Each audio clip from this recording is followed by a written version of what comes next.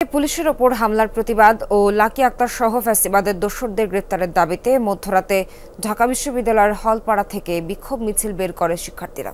রাত 12:30টার দিকে মিছিলটি হলপাড়া থেকে বেরিয়ে টিএসসি ঘুরে বিশ্ববিদ্যালয়ের বিভিন্ন দিক প্রদক্ষিণ করে।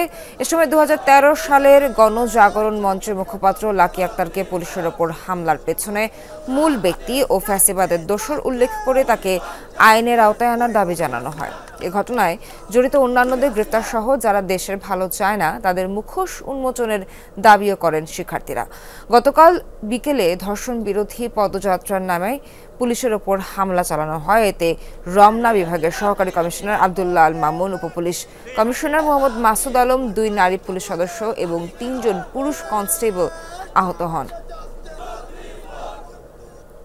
তারা যতভাবে চেষ্টা করুন না কেন, ওই শাহবাগ ফিরিয়ে আনার চেষ্টা ষড়যন্ত্র আমরা ছাত্রসমাজ থেকে থাকতে কোনোদিন সফল হবে না। রাতে রাতে 3টা বুথ চুরি করার দায়ভার এর প্রতি হাসিনার প্রতি এই মৌন সমর্থন দিয়ে চলে এই শাহবাগীরা।